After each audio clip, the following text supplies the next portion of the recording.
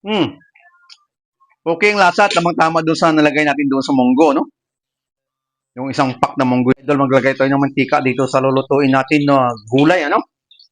At pagkatapos niyan, sakutan natin sa bawang sibuyas at kamatis. Brown na muna natin to.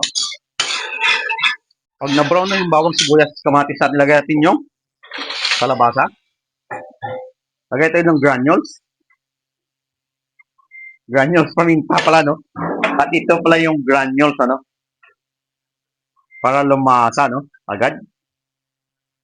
Chicken cubes o chicken powder, pwede nyo lagyan, no? Isang buo para magkalasa sa doon. Additional tayo ng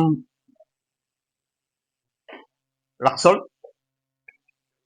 Mix na muna natin yan. At pag na-mix na yan, meron tayong munggo doon sa ginisa natin na kalabasa, no? Sabay na natin yan. Pinakuluan ko na, hindi ko na pinakita sa inyo kung paano ang paglaga sa munggo kasi alam nyo naman, no? At additional tayo ng lemongrass. Pakuluin natin yan hanggang lumambot yung kalabasa at may dadagdag pa tayo.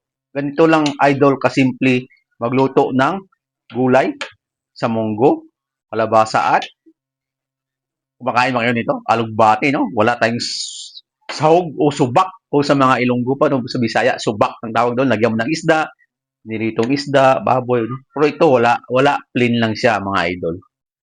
Pag malapit na maluto yung kalabasa, no? Saka natin lalagay yung alugbati natin.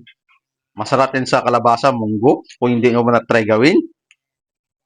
At talagay natin yung sibuyas daw, no? Saka isang finger paper.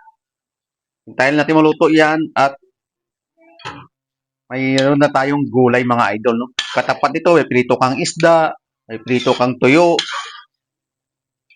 Sagpat dito yan, no?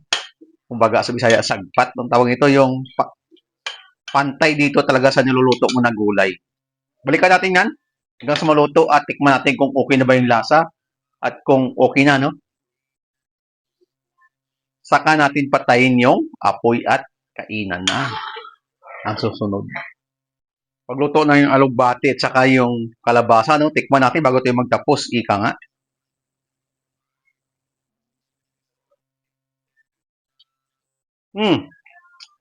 Okay ang lasa at tamang-tama doon sa nalagay natin doon sa munggo, no? Yung isang pack na munggo yan. At bago tayo magtapos, ika nga, patayin natin yung apoy at huwag niyo kalimutan mag-subscribe sa YouTube channel ko, TikTok account ko, like, share, comment at Facebook page ko, mga idol. Yun lang, mga idol. Bye-bye. Kainan na.